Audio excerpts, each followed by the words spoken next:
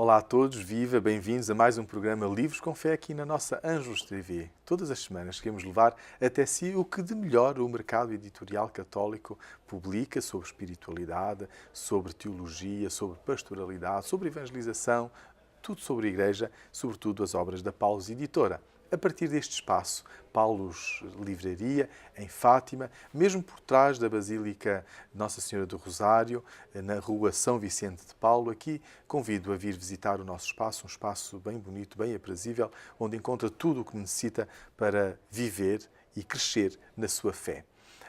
Hoje teremos connosco mais um convidado que nos vem falar sobre uma obra preciosa, belíssima.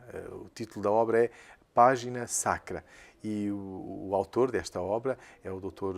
Luís Correia de Sousa. Vem-nos falar sobre as Bíblias portáteis do século XIII nas coleções portuguesas. Ao todo são 35 Bíblias do século XIII que estão em Portugal e que apresentam iluminuras belíssimas e riquíssimas e é um tesouro inestimável. Estou certo que não vai querer perder essa conversa já a seguir. Tem muitas razões para continuar connosco, porque também ainda neste programa quero apresentar-lhe mais algumas sugestões de leitura neste mês de setembro, mês em que começa-se a organizar a vida na paróquia, em que começam também as aulas, pois temos algumas dicas e algumas sugestões de leitura que não vai querer perder. Comprometido, cá estamos com mais um autor do catálogo da Paulus Editora e desta vez é o Dr. Luís Correia de Sousa, autor de uma obra, uma belíssima obra que se chama Sacra Página e que nos vem falar e apresentar não apenas esta obra, mas também conhecermos um pouco mais do seu percurso e dos seus interesses profissionais. Dr. Luís, muito obrigado pela sua presença no nosso programa. Eu é que agradeço, muito obrigado. É licenciado em Musicologia, é doutor em História da Arte. Entretanto, também é professor, é investigador nesta área, sobretudo da Idade Média e da iconografia inclusive. Quando e onde lhe surgiu o interesse por este tempo da história, Idade Média? Surgiu talvez no ensino secundário. Depois as coisas foram amadurecendo e depois as Bíblias foi um acaso mais ou menos. Eu comecei por musicologia, por música prática, contrabaixo, estudei contrabaixo, fiz o curso de contrabaixo. E quando acabei o curso de contrabaixo, não havia o curso superior de contrabaixo em Lisboa. E então havia só no Porto. E para continuar a estudar música, eu fui para a Universidade Nova fazer musicologia. Portanto, que era uma área mais teórica. Mas sempre tive um grande fascínio pela história da arte. E quem me iniciou nisso, por acaso, foi um padre meu amigo. Quando eu era muito adolescente, que nos chamava a atenção, a mim e aos meus colegas, para a dimensão da beleza das artes. Quer dizer, a primeira vez que eu fui visitar Madrid, o Museu do Prado, fui com um amigo padre. E tive sempre um grande fascínio pela história da arte. E quando fui para a musicologia, escolhi sempre projetos que ligassem música e história da arte. E daí fui para a iconografia musical medieval. E então o meu mestrado e o meu doutoramento foram na área da história da arte, mas com projetos ligados com música.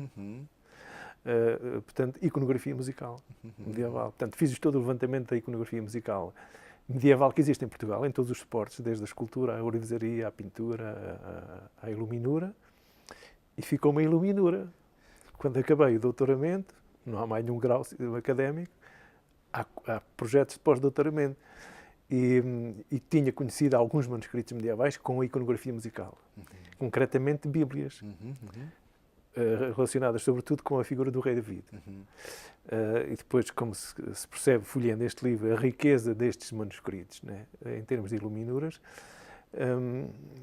em colaboração com colegas, nomeadamente a minha professora orientadora Adelaide Miranda, constatamos que havia um corpus de manuscritos em Portugal que nunca tinham sido estudados, que eram as Bíblias do século XIII. E porquê é que são importantes essas Bíblias? Bem, as Bíblias do século XIII têm uma importância absolutamente fundamental, não só por serem Bíblias, mas na história do livro. Sim. O século XIII é um momento-chave na cultura ocidental, e que tem um peso importante nas Bíblias. Porquê? Porque antes do século XIII as Bíblias não circulavam num único volume. Não é? Um cidadão comum acha que a Bíblia sempre foi assim, um livrinho com os livros todos. Não é? Desde há milénios. Não era assim. Até o século XIII não era assim. Nem os próprios religiosos e eclesiásticos conheciam a Bíblia como ela era. Portanto, os textos bíblicos circulavam, sobretudo em comentários dos grandes padres da Igreja, Os próprios mosteiros, as instituições da Igreja, tinham Bíblias em vários volumes, mas não completas. Raros os mosteiros que tinham as Bíblias completas, os livros todos. Portanto, tinham mais aqueles que eram precisos. E o século XIII muda tudo. Porquê? Porque surgem as ordens religiosas, por exemplo, surgem as universidades e há novos públicos. Portanto, é preciso mais livros, entre os quais a Bíblia. Portanto, os religiosos, nomeadamente as ordens mendicantes, cada um dos frades tinha que ter a sua Bíblia pessoal, que era uma coisa que nunca acontecia. Portanto, o mosteiro podia ter apenas uma Bíblia. Para todos. Para todos, não é? Que era lida em público, não é? Podia ser no refeitório, na liturgia, portanto, mas a ideia de termos um livro um volume com todos os livros reunidos foi uma novidade no século XIII. Portanto, todos os manuscritos do século XIII, além do valor artístico, têm esta importância. Portanto, é um momento absolutamente fundamental, não só na história das Bíblias, mas todos os livros. Porque depois isto muda na produção dos manuscritos, muda tudo, desde a preparação do pergaminho, das tintas, tudo muda, e isso que vai se expandir a todo o tipo de livros. Portanto, é um momento importantíssimo na história cultural da Europa, o século XIII, por isso. E as Bíblias são os testemunhos que nós temos mais valiosos por isso, porque outros livros, não só por isso, porque têm muitas outras coisas, os textos foram revistos, os programas iconográficos são novos, não é? Comparando a Bíblia do século XII com a do século XIII, vimos a diferença abissal, que é as letras diminuem brutalmente o tamanho da letra, o pergaminho de uma Bíblia do século XIII é mais fino que o nosso papel atual, que é uma coisa absolutamente fabulosa, não é? Pensamos que aquilo é preparado à mão, não é? Com ferramentas rudimentares, mas, portanto, é um momento interessantíssimo do ponto de vista cultural. Isso, inicialmente, não conhecia bem os manuscritos, eu fui mais pela iluminura, portanto, pela qualidade das iluminuras, mas depois fiquei absolutamente fascinado só depois, no final do projeto, percebi o quão importante é conhecer estes manuscritos, porque eles são daquelas peças que nós podíamos dizer na história cultural da Europa, que têm, tal como as catedrais, talvez, um peso mais importante em termos culturais, não só religiosos, em termos culturais, da história da cultura, da história da pintura, da história da escrita, da história do livro, da história da imprensa. É uma revolução absolutamente total nesta dimensão. Para quem não está tão familiarizado, a iluminura é a pintura que, regra geral, aparece no início de cada livro, não é? Nós chamamos de iluminura normalmente a todos os elementos ornamentais que decoram estes manuscritos. Podem ser iniciais ou não, não é? No século XII, por exemplo, no período anterior a estas Bíblias, as iluminuras eram muitas vezes uma página inteira iluminada, por exemplo, mas ilustrava só o início da Bíblia, por exemplo, o início do Gênesis, por exemplo. As Bíblias do século XIII passam a ter mais iluminuras, mais concentrada nas iniciais de cada um dos livros bíblicos. Portanto, e cada um dos livros passa, eu costumo dizer quando falo nestas coisas, é uma galeria de arte como nós não temos em Portugal. Portanto, temos aqui alguns exemplares com mais de 100 iluminuras. Nós não temos em Portugal 100 pinturas do século XIII, mas temos vários manuscritos que têm 100 pinturas do século XIII. A única diferença é que são também de uma unha, minúsculas. Mas está lá tudo. Portanto, a composição, as figuras, as personagens, a história, está lá tudo. Portanto, é um conjunto de manuscritos absolutamente fabuloso e que vale a pena conhecer sobre vários pontos de vista artístico, e isso foi um trabalho que me deu um gozo especial fazer. Eram os monges, não eram os copistas que iam copiando Inicialmente eram os monges que copiavam a Bíblia, com este crescimento exponencial da comunidade de leitores, que foi o surgimento das ordens religiosas das universidades. E depois também alguns aristocratas queriam ter estes manuscritos, que é um objeto precioso, muitas deles, se olharmos para as iluminuras, muitas delas têm fundos em ouro, e outras tintas muito caras, né? Lápis lazuli, por exemplo, que é tão caro como o ouro. Portanto, era um livro também muito procurado no século XIII. Os monges foram os primeiros copistas, mas depois a comunidade de leitores cresceu tal que a produção dos livros saiu do mundo monástico. É outra das novidades do século XIII. É que a produção dos livros já não é só feita nos mosteiros. Passam a ver, e isso cria novas profissões. Passam a ver os copistas profissionais, portanto, que eram pessoas seculares, novos pintores, portanto, porque era preciso tantos manuscritos, produziram-se aos milhares destas Bíblias no século XIII.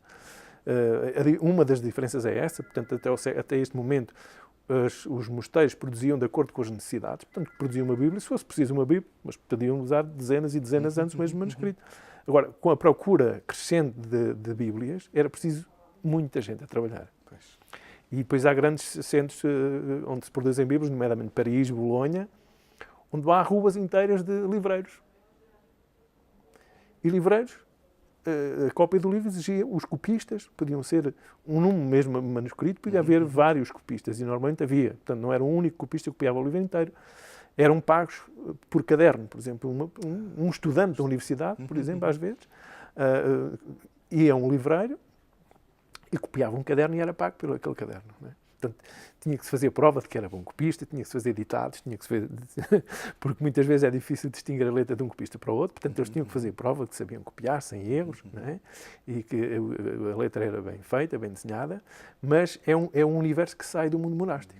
É outra coisa, portanto é também isso que muda. E nesta obra fala, sobretudo, das Bíblias portáteis do século XIII nas coleções portuguesas, em coleções privadas portuguesas. Privadas e públicas. E públicas também. São muitas as Bíblias São portáteis? 35. 35. Em Portugal temos 35. É uma riqueza, é um bom número. É um acervo importante, um acervo muito importante. São 35. E nesta obra eu quis, e agradeço à vossa editora a possibilidade porque esta coisa entusiasma-me muito, este tema, como vê, entusiasma-me muito. Porque eu achei que, como é muito interessante, não devia ficar só um trabalho académico. Aquilo que acabamos agora de falar, eu acho que interessa para qualquer pessoa que interessa pela cultura, não é? Claro. E então, o trabalho, se não fosse publicado, não é? Seria mais uma tese que ficaria nas universidades.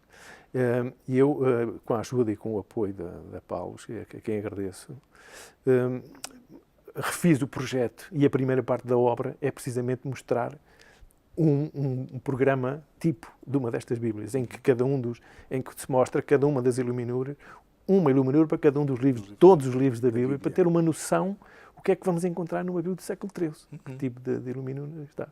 E aí eu achei que foi um trabalho que Paulo fez de forma notável, que é mostrar ao público em geral qual foi a novidade no século XIII neste aspecto das Bíblias, o que é que trouxe de novo para um público que o público hoje pode ter acesso. Está todo a cores e, portanto, está um trabalho belíssimo e dá para apreciar no pormenor... Dá para ver no pormenor, todos os temas estão identificados, as imagens, tem uma breve explicação do tema, qual é a relação com o texto ou não. Portanto, este trabalho deu-me especialmente gozo por isto, por saber um bocadinho também mais da história da Bíblia, que é uma história absolutamente fascinante, e que tem neste século XIII um momento chave da sua história, não só da Bíblia, mas também todo o universo cultural à volta da Bíblia, do aspecto religioso, mas também artístico.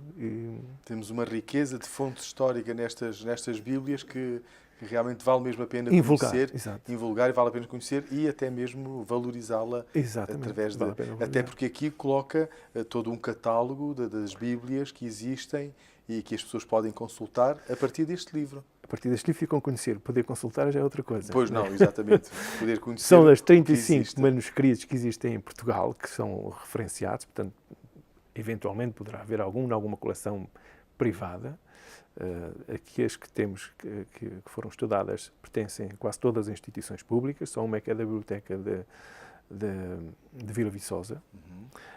As outras são da Biblioteca Nacional, da Torre do Tombo, a Biblioteca da Ajuda, a Biblioteca de Évora, a Biblioteca do Porto. Portanto, vieram todas de instituições portuguesas, de antigos mosteiros, de Alcobaça tinham várias. Mas descobrimos que 2 delas foram copiadas pelos próprios irmãos de Alcobaça, portanto, era uma coisa que ninguém tinha feito até agora. Portanto, os monges alcobacenses tinham um dos escritórios mais importantes da Idade Média e copiaram 2 Bíblias portáteis, não é? Além das outras que eles já tinham copiado desde o século XII. Portanto, é um património que importa conhecer e divulgar, porque não é fácil de ver, não é? Porque, como se vê, mesmo quando se expõe um livro, nós vimos no máximo 2 fólios. Pois. Não conseguimos ver uma Bíblia inteira, não é? Mas temos uma ideia de como eram estes manuscritos, em termos de dimensões, em termos do pergaminho, em termos do tamanho da escrita, porque está tudo escrito. E depois, mais, quem não quer aprofundar tanto isso, mas mais do ponto de vista artístico, como é que eram as iluminuras? A cor, né? A riqueza da cor. Nós olhamos para aquilo e 800 anos depois temos aquilo quase como se fosse pintado ontem. Com aquelas cores vivas, com aquela beleza. Aquelas cores vivas, o ouro, a folha de ouro em muitos manuscritos, que é um património que importa valorizar, mas divulgar, não é só valorizar, preservar e divulgar. E eu acho que as pessoas devem conhecer, não é? Porque se é fácil de ver uma escultura num museu, um manuscrito é menos fácil, mas acho que as pessoas devem conhecer um bocadinho da história, e também isso vem brevemente descrito no início do trabalho, o que é que mudou, esta questão da mudança daquilo que acabamos de falar, da produção dos manuscritos, o que é que mudou e porque é que mudou no século XIII, isso vem descrito. E é importante ter um bocadinho, acho que é importante para perceber um bocadinho da nossa história cultural europeia. Para valorizarmos a nossa história e podermos... Para valorizar a nossa história. Ter futuro e construir o futuro também a partir desta cultura que é nossa. Exatamente. Dr. Luís Correia de Sousa, muito obrigado pela sua presença e, sobretudo, nos ajudar a valorizar mais este título, esta obra, que é belíssima, é incontornável, é valiosíssima e que estou certo que vai querer e está cheio de curiosidade para a conhecer, por isso encontra não só nas livrarias Paulos, mas em qualquer outra livraria generalista. Esta obra está lá presente certamente e, se não estiver, peça, por favor, porque a Paulos fará chegar até si. Mas o convite é que continue ainda connosco, temos mais outras novidades para lhe apresentar. Ora, aqui temos várias sugestões de leitura, todas elas para o ajudar a viver este ano pastoral e, sobretudo, a saber o que deve fazer durante este ano pastoral, dependendo da função que tem, das atividades que tem, das responsabilidades que tem na sua paróquia. São 3 livros, cada um deles direcionados para uma área muito específica da pastoral. São livros pastorais, são livros pequenos, mas com dicas muito específicas, muito concretas para as mais variadas situações dentro da paróquia. Então, o primeiro livro, Manual da Catequista Perfeita, de Diego Gozo, da Paulos Editora, cujo subtítulo é 10 Mandamentos que nem Moisés conhecia. Ora bem, Manual da Catequista Perfeita. É um livrinho que quer ajudar as catequistas a perceberem qual é a sua missão enquanto catequistas e querem ajudar as catequistas a serem verdadeiras catequistas. E por isso, com um tom de bom humor e, sobretudo, chamando a atenção para alguns vícios, entre aspas, que às vezes as catequistas ganham ou muitas das vezes a rotina faz com que não deem tanta atenção a certos pormenores, este livrinho quer ajudar as catequistas a serem verdadeiras catequistas. Então, vou-vos, por exemplo, ler alguns títulos para aguçar o apetite. Por exemplo, primeiro mandamento, não terás outra catequese fora de mim. É o que diz logo o primeiro mandamento da catequista. Isto é, não se deve falar na catequese de outra pessoa, senão o próprio Deus, e melhor ainda, Jesus Cristo, o Filho de Deus. Por exemplo, segundo mandamento, lembra-te de santificar o objetivo da catequese. Qual é a razão pela qual se faz catequese? Para que não aconteça que se perca em tantas outras atividades ou em tantos outros temas que depois não têm nada a ver com a catequese. Por exemplo, terceiro mandamento, catequista, levanta-te e procura caminhar. Significa isto, catequista, não faças do momento da catequese apenas um momento estático, ou um momento morto, ou um momento sem motivação. Levanta-te, caminha, significa ser criativa, procura entusiasmar os catequizandos, as crianças, sobre aquilo que estás a dizer, porque estás convicta, catequista, que é importante para ele. E por aí adiante, são 10 mandamentos importantíssimos que ajudam, de facto, a catequista, o catequista, a serem verdadeiros catequistas. Depois, o segundo livro que vos quero aconselhar, também da Paulos, e é sempre da mesma coleção, esta coleção que quer ajudar de uma forma prática, de uma forma concreta, de uma forma jocosa, a exercer a própria atividade dentro da paróquia. Então, este destina-se aos acólitos. Também de Diego Gozo, intitula-se O Manual do Acólito Perfeito, aprovado pela Federação Invencível dos Acólitos. Então, o Manual do Acólito Perfeito ajuda o acólito a descobrir este ministério tão importante de serviço ao altar, nas celebrações, na paróquia, mas, ao mesmo tempo, o acólito não apenas descobre-se a si mesmo enquanto acólito, mas também o que tem que fazer, o que deve preparar para cada celebração e a saber valorizar, não só saber os nomes, mas saber valorizar também a presença e o serviço que cada acólito é chamado a prestar na sua própria paróquia. Então, neste sentido, este livrinho acaba por ajudar a centrar o acólito dentro das celebrações na paróquia. Terceiro livro que desejo aconselhar-vos, também da Paulos, também de Diego Gozo, intitula-se O Manual da Sacristã Perfeita e de outros agentes da pastoral, ou seja, a paróquia de A a Z. Através da ordem do alfabeto, fala-se das atividades que numa paróquia são necessárias exercer para que a paróquia possa funcionar como deve de ser. Por exemplo, A de alegria, isto é, não queremos trombudos na paróquia. B de boletim paroquial, o nosso jornalismo, o jornalinho, como fazer bem, como apresentar um boletim paroquial. C de coro, entre as colunas da igreja, a coluna de som. Isto é, o coro também, os membros do coro, como se devem preparar, como devem ensaiar, que postura ter enquanto solistas. O E de Eucaristia, o F de funerais, eventos em que o protagonista não participa muito, é óbvio, mas também como são os funerais na nossa paróquia, como são cuidados, como são tratados, como são acolhidas as pessoas que vão para o funeral. G de gabinete, isto é, o confessionário do novo milénio, o gabinete do pároco, não é? Quantas das vezes é preciso ir ao gabinete do pároco e quantas das vezes de lá encontramos uma palavra amiga, uma palavra de consolação.